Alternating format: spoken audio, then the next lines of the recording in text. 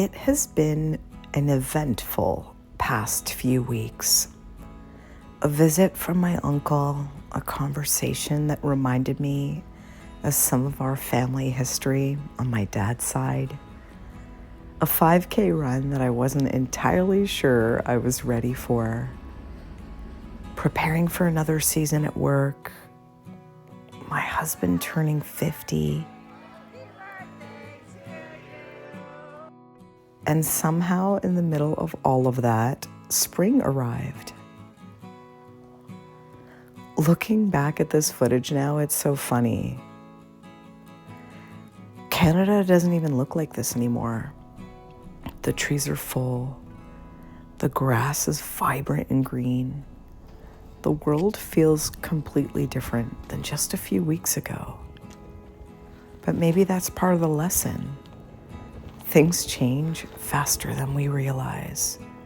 A season, a perspective, a habit, a person. One of the conversations that stayed with me was hearing about my grandparents. My grandmother passed away at 52. My grandfather on my dad's side, 58. My dad, 38. Numbers like that have a way of making you pause. Not out of fear, but out of appreciation. Because none of us really know how much time we have. We just know we have today. That thought was with me during my 5K. At one point, the course looped around and some of the faster runners were already heading back while I was still making my way through, including my 50-year-old neighbor. She actually won the whole race last year. Almost 350 people. That's pretty impressive. But instead of feeling discouraged, I found myself feeling inspired. It was a reminder that we don't all start from the same place, and we don't all move at the same pace, but we're all capable of making progress. Lately, I've been thinking about creating the videos I've postponed, the vlogs I wanted to make, the ideas sitting in my notebooks. If I'm being honest, delayed vlogs don't feel good to me. Not because anyone's waiting for them, but because I am. The things we keep saying we'll do eventually have a way of quietly becoming weeks or months. And I'm becoming more aware that eventually isn't guaranteed. So here's another vlog. Another collection of moments, of memories of our everyday life. Another reminder to myself that starting late is still starting. And that maybe the goal was never perfection. Maybe it was simply participation. One thing I need to probably mention more of in my live streams, because I get asked all the time, like, are you a therapist? I'm not. This is absolutely not my profession.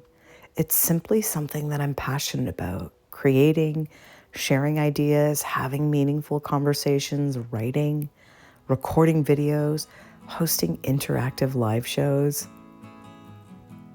All of it has become one of the most rewarding parts of my life.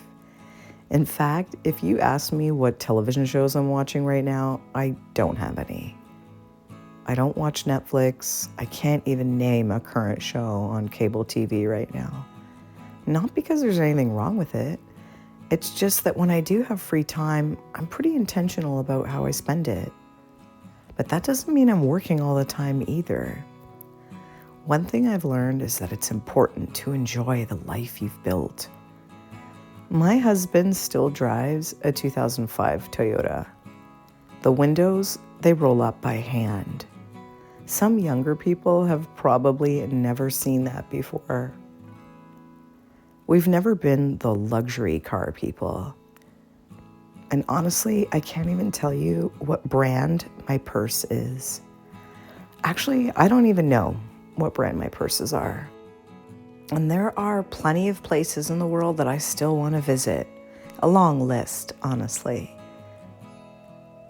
And I may be considered an optimist, but I'm also a realist. I've also felt that while you can have almost anything, trying to have everything often comes with a cost. Every choice is a trade-off. We've invested a lot into creating a space at our home that we love. But that did mean sacrificing other things. Newer vehicles, designer bags, no expensive jewelry, no regular dinners out. Those things aren't really part of our life, and I am okay with that, because creating a life that I didn't need to escape from felt more important to me. So now, unless you're living your dream job, I still think vacations are important. But over the years, our home has become a little piece of paradise for us.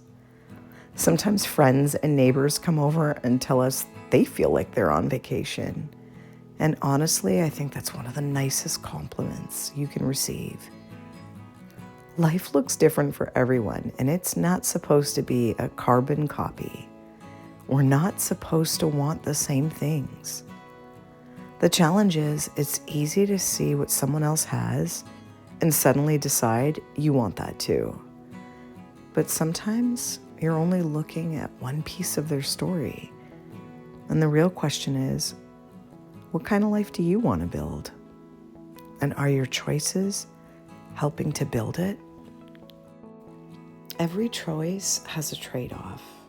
And I'm not asking you to dream smaller. I still hope you dream big. I just simply suggest that before you chase your dream, make sure it's actually yours and not borrowed from social media. Hey, I'm gonna ask these guys for a ride, okay? You think they'll say yes? Not a chance. Aw, Keep running. Keep okay, moving. More thank you. hustle. That's More hustle. Thank you.